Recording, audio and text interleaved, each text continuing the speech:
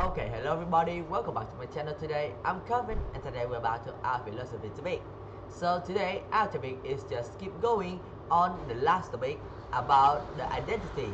So today our part of topic or the part of our topic is going to talking about the brain. So in our last week, we only talked about the way that we identify people on their body.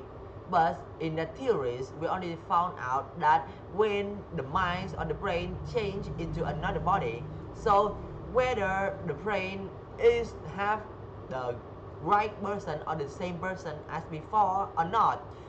So still, according to the theories, that person is not be the old person.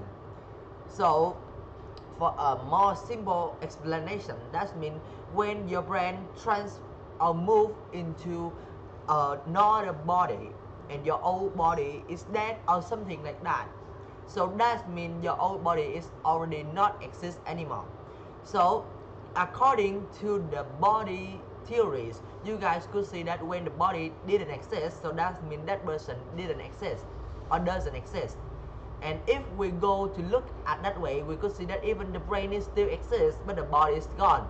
So we cannot make sure that the people who using that body is the same person as before they use if when they are still have the brain in their own body. So that's for last topic. And today we will come to another topic or the second part of our topic about the brain theories. So as the name, you guys can easily know that we will say that even when the body is gone, just need the brain to exist, the body not need to exist, right? The body didn't need to exist. We just need the brain, and of course when we have the brain and that brain alive in anybody, the brain will going to be the way that we could identify that that person is the old person as before because he have the brain. So in these theories, it look much more better than the body theories because even though you move your brain into a new body, it's still going to be identified that it's you because you still are your brain. But when we use technology to study, so we'll find out that there is still some point that making the nonsense or not making sense. Okay, so the first one that imagine there is a technique to cut a brain into half. I mean, move half of a brain to another body and then move half of another brain to the part that we already move out. So for somebody who don't know, the brain was made out from two parts.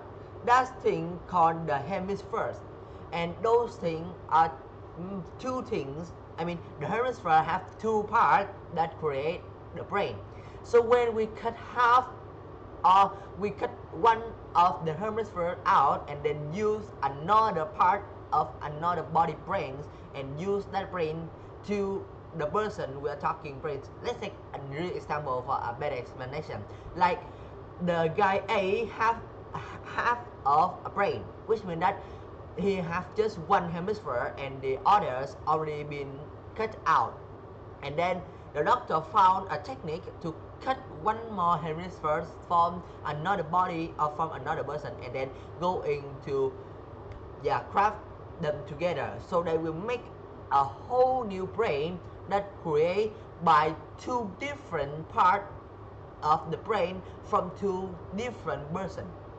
So now the problem here is when the brain is changed, even though it still have part of people or have part of the person that we think they are, but now are you sure that they are really they? That means are you sure they are the real person or they are someone else? Because now the brain already changed and already have been crafted with another brain. So in these theories, we could find a lot of points that not making sense about the way for us to identify a person. But still, this theory is much more better than the last theories in our last week because it already tells us that even though we move our brains into a new body, we could still be we could still be us because the brain is to exist. And of course, in reality, there is no technique, or there is almost no technique to cut brain into half and then craft it with another brain yet. So still, in the theories, in reality, this theories is almost good. But of course, to find out what is the best thing in philosophy, we just need to imagine and not just going to look in reality, right? So that's how we are going to identify a person according to the brain theories, and it's also the end of my video today. Thank you for listening, and I'll see you guys on my next video. And now it's time for us to say goodbye then. See ya!